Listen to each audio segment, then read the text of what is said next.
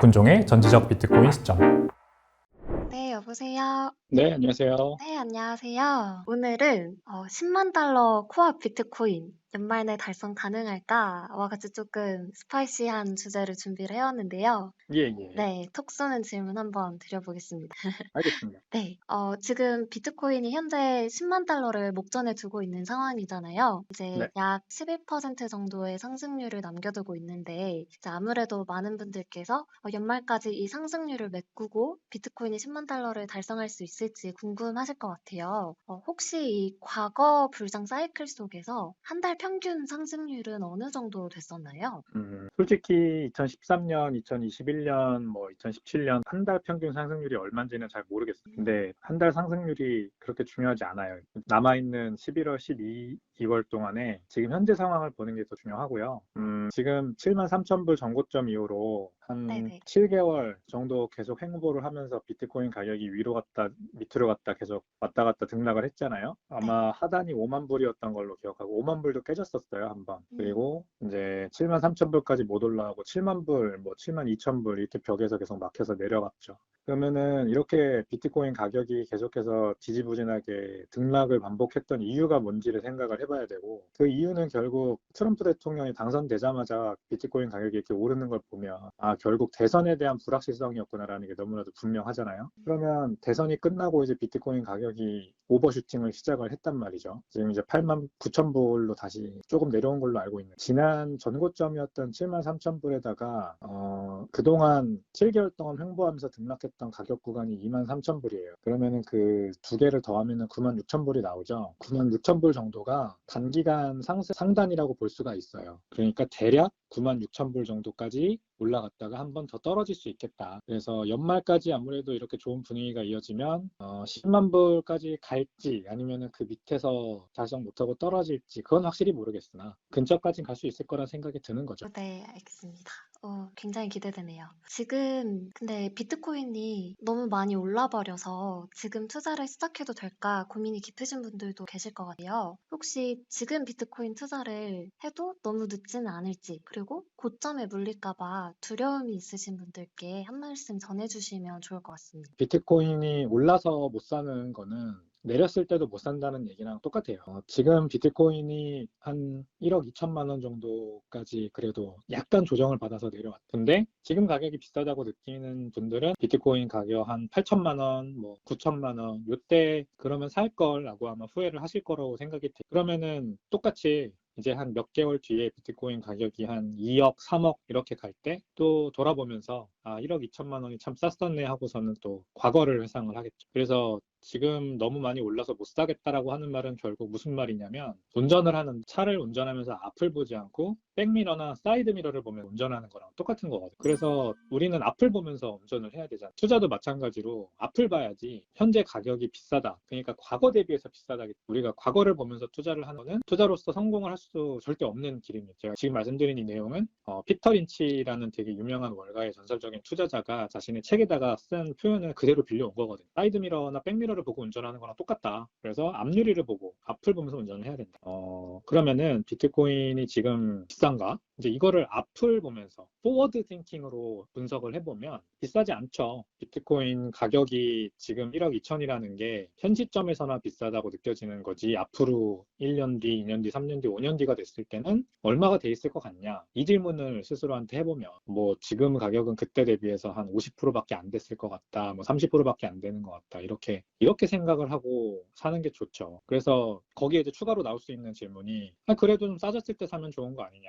근데 그게 이제 사람의 심리거든요. 우리는 다 기계가 아니라 로봇가 아니라 사람이기 때문에 심리의 지배를 받아요. 그러면은 올라갈 때야 누구나 다 들떠 있고 주변도 들떠 있고 나도 들떠 있고 그러다 보니까 막 당장 사고 싶죠. 돈이 없어서 문제겠지만 돈이 있다면, 내가 현금이 있다면은 당장 비트코인을 사고 싶은 게 이제 인지상정이거든요. 근데 이제 비싸다고 느끼는 거는 말씀드린 것처럼 백미러를 보고 운전하는 거고, 만약에 내려간다 비트코인 가격이 빠진다 그러면은 주변에서 들리는 막 곡소리나 막 부정적인 의견들이나 또 비트코인이 이제 또 죽었다라고 하는 그런 전문가들의 갑툭튀 그런 견해들이 나오면서 나도 마찬가지로 똑같이 부정적인 생각을 가지게 된단 말이에요, 이 자산에 대해. 그럼 또 못 사요. 그때 싸졌다고 살 수 있으려면은 사실 지금도 살 수 있어야 되는 그런 정도의 비트코인에 대한 이해가 있어야 되는 거죠. 그래서 결국 올라갈 때 사거나 뭐 내려갈 때 사거나 뭐 사실 크게 다 차이 없는 거고, 결국 중요한 거는 내가 비트코인을 얼마나 이해하고 있냐, 얼마나 믿음이 강하냐, 여기에 달려 있는 거예요. 똑같이 그 두 개가 다 영향을 받는다고 생각해요. 그렇습니다. 아, 네. 너무 적절한 비유인 것 같은데, 앞으로 안전운전 할 수 있도록 심혈을 기울여야 될 것 같습니다. 예. 그리고, 그렇다면 만약에 지금 이제 막 비트코인 투자를 시작을 한다면 가장 권장하고 싶으신 비트코인 투자 방법이 무엇일지 궁금하고요. 그냥 사서 쭉 보유하시는 분도 계실 거고, 아니면 지금 들어와서 적당한 때 파시는 분들도 계실 것 같아요. 그래서 어떤 투자 방법이 가장 효과적일지 같이 소개해 주시면 감사하겠습니다.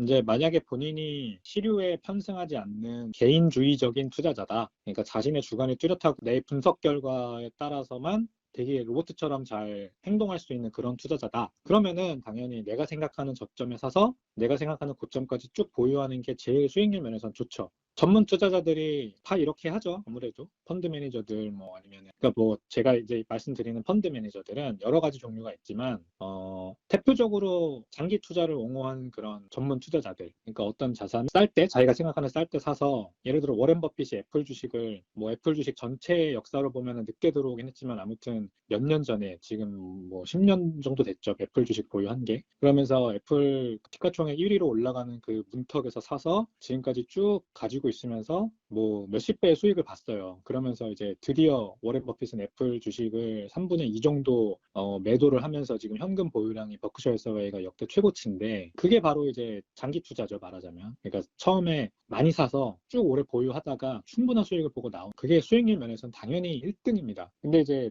중요한 거는 우리는 다 워렌 버핏이 아니라는 거죠. 우리는 전문 투자자가 아닙니다. 우리는 일반 개인들이고, 개인 투자자들은 아무래도 시류에 편승할 수밖에 없고 자꾸 마음이 흔들리고 전문적인 견해도 좀 부족하기 때문에 타임 프레임이 좀 짧을 수밖에 없어요. 그러니까 계속 흔들리죠. 비트코인 가격이 올라갈 땐 너무 좋은데 뭐 올라갈 때도 불안하죠. 아, 이거 이러다 떨어지는 거 아니야? 언제 팔지 이 고민이고, 그러다가 이제 내가 팔면은 더 올라가고, 그러면 이제 포모 휩싸여서 더 사게 되는데 그때부터 더 떨어지고, 그때부터 이제 떨어지고, 또는 이제 떨어질 때, 그러면은 이제 너무 불안해서 또 못 팔죠. 더 떨어질까 봐. 뭐 아무튼 이렇게 계속 사람은 심리의 영향을 받기 때문에, 결국 개인 투자자들은 심리의 영향을 많이 받는 그런 뭐 한계가 있기 때문에 무지성으로 적립식으로 매수를 하는 게 더 도움이 된다. 결국 우리는 그 하나의 매수에 대한 수익률을 보는 게 아니라 내 전체 투자 기간에 대한 수익률로 결과로 말을 해야 된단 말이죠. 그러니까 지금 만약에 비트코인을 사요. 1억 2천만 원일 때. 그래서 한 2025년 말, 내년 말 정도에 비트코인 가격이 예를 들어 3억이 돼 있다고 합시다. 그러면은 1억 2천에 사서 3억에 팔았어요. 그러면은 1억 8천만 원의 수익을 거둔 거니까 뭐 100% 이상의 수익을 거두면서 굉장히 잘한 투자죠. 근데 이거는 이제 말로 할 때는 쉽지만 행동으로 할 때는 굉장히 어렵다는 말씀을 드리는 거고, 개인이 이렇게 하려고 하다가 결국 지금부터 내년 말까지 있을 그 엄청난 가격 등락, 변동성에 내가 마음이 흔들려서 손이 나가고 잘못된 타이밍에 매도를 하거나 또 잘못된 타이밍에 또 추격 매수를 하거나, 이렇게 해서 1억 9천만 원 수익은커녕 오히려 손실을 볼 수 있어요. 거의 대부분 이렇다는 거죠. 그러니까 차라리 그럴 바에는 꾸준히 계속 마이크로 스트래티지라는 회사가 계속 하듯이 주기적으로 그냥 계속해서 내가 돈이 되는 한 사는 게 가격이 많이 올라가는 자산에 상승에 올라타는 또 좋은 방법이라는 거죠. 그러면 당연히 지금 사서 2025년 연말에 팔는 것보다는 훨씬 수익률이 덜 하겠지만, 그래도 결과적으로 봤을 때 개인 투자자들이 심한 변동성에 내가 계속해서 멘탈이 녹아들어서 잘못된 판단을 해서 잃는 거는 충분히 방지할 수 있고, 그러면 결과적으로 더 좋은 결과를 얻을 수 있기 때문에 적립식 매수를 하는 게 훨씬 낫다. 이게 제가 드리고 싶은 말씀입니다. 네. 그 마인드셋 측면에서 뭔가 적립 매수가 훨씬 더 좋다는 의미네요. 그렇죠. 네. 그런데 이 매수 기간 후에 갑자기 비트코인 가격이 급락한다고 할 때는, 그럴 때는 어떤 마음가짐을 가지는 게 좋을까요? 일단 저는 떨어질 때 되게 오히려 기쁜 마음이고 더 싼 가격에 살 수 있다고 하는 그런 어떤 포모가 찾아오거든요. 저는 포모가 반대로 찾아와요. 올라갈 때 포모가 오는 게 아니라 내려갈 때 포모가 옵니다. 아, 내가 돈이 없어서 이 매수 찬스를 못 살리면 어떻게 하지? 라는 게 두려운 사람이에요. 그래서 이 말에 공감 안 되시는 분들이 많을 걸 알아요. 근데 이 정도의 어떤 공부와 믿음이 있어야 사실 투자를 할 수 있어요. 비트코인 같은 자산이 대표적인데 가격 등락이 워낙 크고 여러 가지 뉴스에 따라서 말하자면은 가격이 크게 출렁일 수 있는 그런 자산. 게다가 이제 새로 나온 신흥 자산이라 이런 것들은 떨어질 때 내가 더 오히려 기분이 좋은 사람이 될 때까지 공부하지 않으면 못 버텨요. 절대 못 버텨요. 제가 장담도 할 수 있어요. 지금 제가 이 방송을 들으시는 분들은 다 개인 투자자라고 생각을 하고 말씀드리는 거고, 이 개인 투자자들이 다 나는 버틸 수 있어라고 생각하시겠죠. 하지만 실제 그 상황에 닥쳐보면 절대 못 버팁니다. 애플 주식을 만약에 2000년도에 한 1억 원 정도로 샀으면 2019년까지 19년을 버티면은 13,000%의 수익을 얻을 수 있었거든요. 근데 굉장히 말로는 쉽죠. 하지만 2000년에 사서 2005년까지 그 5년 동안 한 해의 마이너스가 50%씩 계속해서 주가가 빠져요. 그런 5년을 버티고 나서 이제 나머지 14년을 더 버텼을 때 13,000%라는, 그러니까 1억 투자가 130억 원이 되는 엄청난 수익을 거둘 수 있었던 거거든요.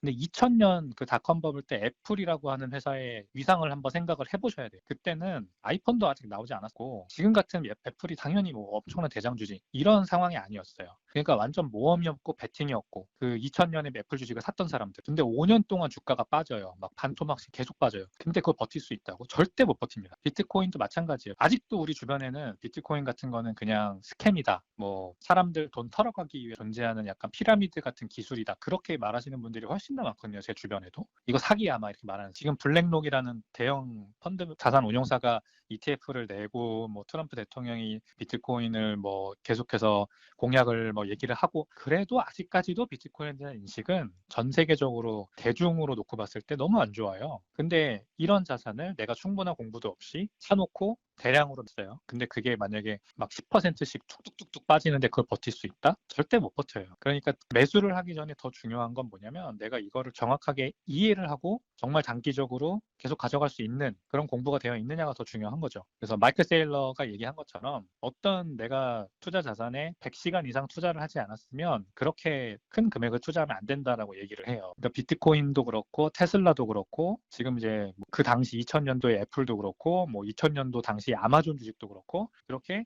앞으로 우리 인류의 삶을 조금 더 편하게 그리고 번영하게 해줄 위대한 기술은 초반에 잡았을 때 극심한 변동이 반드시 올 걸 알고 미리 공부를 해야 됩니다. 충분한 공부를 해야 됩니다. 그래서 만약에 지금 내가 비트코인을 샀는데 좀 많이 샀어요. 내가 가지고 있는 재산 대비해서 많은 돈을 들여 샀다. 근데 가격이 좀 빠진다. 한 2, 3% 빠지는데 불안하다. 그러면은 5%, 10% 빠지면은 못 버티시고 아마 파실 거니까 지금부터라도 빨리 조금씩 내가 안 팔고 버틸 수 있는 수준까지 차라리 포지션을 낮추시는 게 나아요. 비트코인을 조금 가격이 올라갈 때 조금씩 팔아서 지금 이제 올라가니까 많이. 이 정도면은 내가 아무리 가격이 빠져도 안 팔고 버틸 수 있다. 이 정도 수준까지 그냥 차라리 비중을 줄이시는 게 낫죠. 근데 저처럼 그냥 저는 이제 별명이 비트맥시잖아요. 제 스스로 부르는 별명이. 이 정도까지 됐으면 오히려 떨어지면 기분이 좋죠. 그러니까 더 사시고 뭐 이렇게 하시면 되겠습니다. 아, 네.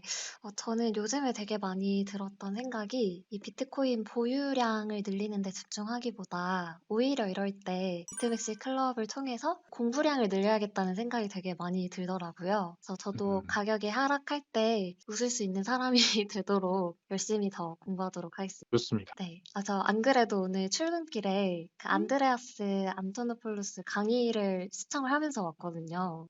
예. 네네. 그래서 앞으로도 투자자분들 그리고 저희 구독자분들이 저희와 함께 웃으실 수 있도록 이 비트코인의 가치를 알리는 콘텐츠를 대량 생산하도록 하겠습니다.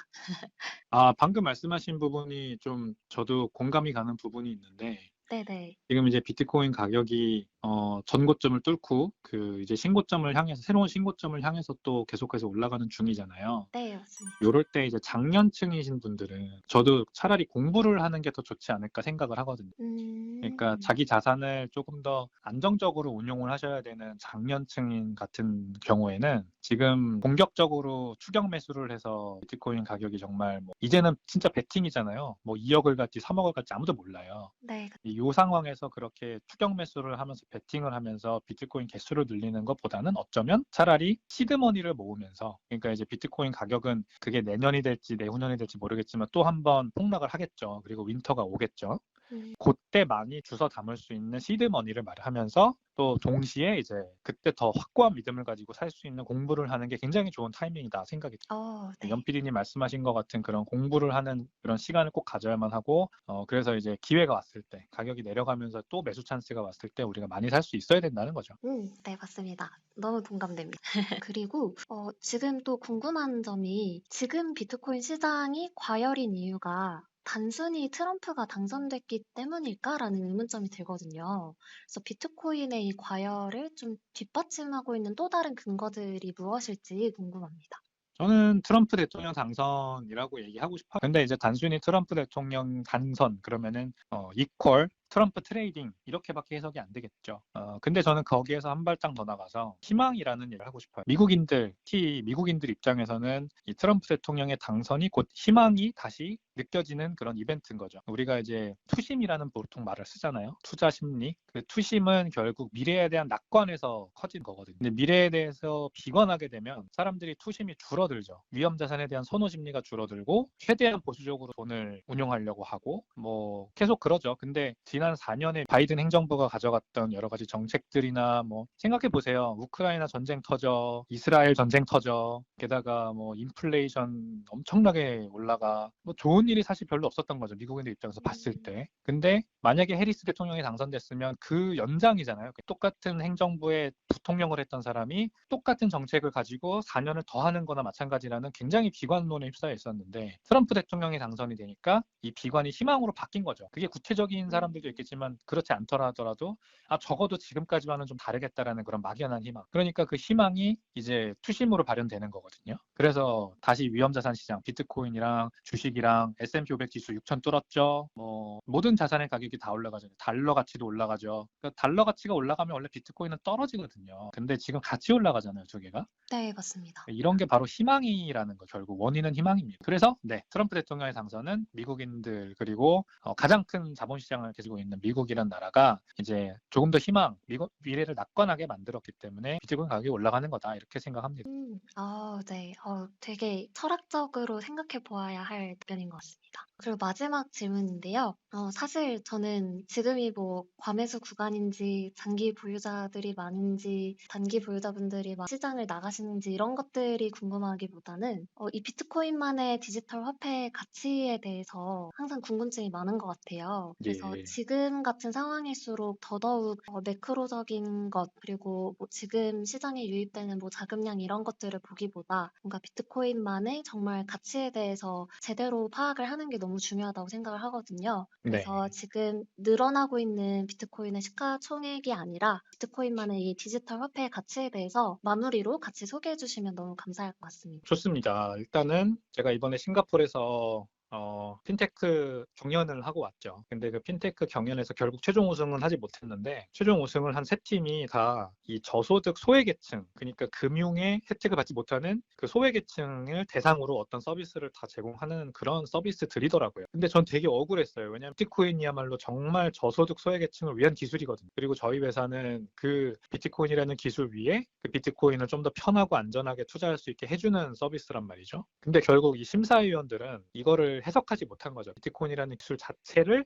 알지 못하니까 제 서비스는 그냥 비트코인 같은 위험 자산에 투자하는 걸 도와주는 거구나. 이렇게밖에 해석이 안 되는 거예요. 그러니까 되게 아쉬웠거든요. 근데 바로 이 포인트예요. 비트코인은 저소득 그 소외계층, 전 세계에 존재하는 20억 명이 있다고 하는 그 unbanked population, 금융 혜택을 받지 못하는 사람들한테 탈출구가 되고 금융 포용성 안에 들어갈 수 있게 해주는 아주 좋은 탈출구란 말이죠. 기술이란 말이죠. 그래서 이 비트코인의 가치는 진짜로 거기에서 옵니다. 전 세계에 있는 많은 사람들이 조금씩 깨달을 테지만 비트코인이 있음으로 인해서 내 삶이 더 윤택해지는구나. 더 내가 미래를 낙관하게 되는 거죠. 그러니까 지금 우리나라에 계신 분들은 그나마 선진국에 살고 있는 거 다들 인정하셔야 돼요. 아마 크게 느끼지 못하실 거예요. 근데 얼마 전에 비트코인을 법정화폐로 도입한 엘살바도르 같은 국가는 대부분의 사람들이 농촌, 어촌에 살아요. 어촌에 사는 어떤 모 어부 같은 경우에는 그날 잡은 고기로 그날 저녁을 해결해야 됩니다. 고기를 먹는 게 아니죠. 그날 잡은 고기로 시장에 가서 팔고 거기서 번 돈으로 그날 저녁 한 끼 해결하고 다음날 다시 고기를 잡으러 나가고 이렇게 계속 그날 번 돈으로 그날 끼니 해결하고 그렇게 계속 사는 거예요. 전 세계에 있는 대다수의 사람들이 이렇게 살고 있어요. 그러니까 이렇게 살면은 미래를 낙관하기가 힘들어요. 그게 돈이 타락했기 때문이에요. 내가 버는 돈이 가치가 상승하는 돈이면 조금이라도 저축을 하려고 할 텐데 내가 버는 돈이 내가 생선을 잡아서 팔아서 마련한 그 돈이 어차피 조금씩 가치가 하락하는 돈이라면 지금 다 쓰는 게 이득이에요. 그러니까 다 쓰는 거예요. 그러니까 그날 먹을 음식 사고 그 다음에 조금 남는 돈으로 복권 사고 이렇게 사시는 분들이 많죠. 저소득 계층에는. 근데 돈이 가치가 하락하는 게 아니라 이제 가치가 상승하는 경화라는 돈으로 바뀌면 그러면은 사람들이 미래를 낙관하게 됩니다. 내가 일을 더 열심히 해야 되고 왜냐면 돈의 가치가 올라가니까 그 돈을 얻기 위해서 이제 내가 더 많은 노력을 들이겠죠. 내가 하는 일에. 그리고 뭐 생선을 열심히 해서 잡는다. 그 생선을 시장에 나가서 판다. 그렇게 받은 돈이 비트코인이고 그 비트코인은 가치가 오르는 돈이니까 이제 이 돈을 다 안 씁니다. 그리고 조금 떼서 내가 최대한 가능한 한 저축을 하려고 해요. 그러니까 미래를 낙관하게 만드는 기술이에요. 이 경화라는. 근데 비트코인은 인류 최초로 디지털 자산으로서 경화가 태어난 거고 이 디지털이라는 특성 때문에 전 세계인에게 너무나도 접근성이 쉬워요. 그래서 비트코인이 위대한 기술인 거. 그래서 이 디지털 자산으로서 전 세계인의 어떤 삶을 금융으로서 윤택하게 하고 조금 미래를 낙관하게 만들어주는 이 기술이 더 많이 사람들의 인식이 바뀔수록 점점 더 많은 사람들이 이 비트코인 네트워크에 들어오게 될 거고요. 지금도 뭐 2억 개의 주소가 있다라고 하지만 아직도 모자라죠. 2억 개는. 지금 그냥 IMF 추산으로만 20억 명의 사람들이 금융 혜택을 못 받고 있다고 하는데 은행 계좌도 없고 신용카드도 없고 그래서 이 사람들이 진짜 20억 명이 다 비트코인 계좌를 그 지갑을 만들고 그다음에 비트코인을 모아나가는 사람들이 되면 그러면 비트코인은 진짜로 그 캐즘 협곡을 넘어서 인터넷 같은 인류 보편적인 기술이 되는 거예요. 그때까지는 아직도 멀었다고 생각하는 뭐 10년이 걸릴지 20년이 걸릴지 그건 모르겠으나 아직 그 단계까지 가려면 아직도 시간 많이 남았고 지금은 굉장히 그래서 아직 이른 시기고 비트코인에 지금 투자하는 것도 그래서 늦지 않았고 투자하는 것도 중요하지만 이제 제가 지금 말씀드린 이 부분들을 다 이해하는 그런 충분한 공부가 필요하고 그래서 공부하고 투자하고 이렇게 같이 해야 된다라는 거죠. 그래서 결국 비트코인은 경화다 그리고 네트워크다. 이거를 이해를 하셔야 된다라는 말씀을 드리겠습니다. 네. 좋은 고견 너무 감사드립니다. 제가 오늘 아침에 본 그 안드레아스 강의에서 그런 말씀을 주시더라고요. 40억 명의 인구 중에서 10억 명밖에 이 금융 시스템을 이용하고 있지 않다라고 말씀을 주셨어요. 네. 그래서 대표님께서 말씀 주신 그 저소득 소외계층을 위한 자산임에도 동감이 되고 또 비트맥시의 뜻이 비트코인 가격 상승을 예상하는 사람이 아니라 이 비트코인만이 유일한 암호화폐다라는 것을 믿는 사람인 거잖아요. 그렇죠. 그래서 앞으로도 또 저와 대표님 그리고 저희 구독자분들이 비트코인의 가격이 아닌 가치에 투자하실 수 있는 그런 소망과 또 확신의 나날들이 오기를 희망하겠습니다. 네, 예. 오늘 고견 전해주셔서 너무 감사합니다. 네, 잘 마무리해 주셔서 감사합니다.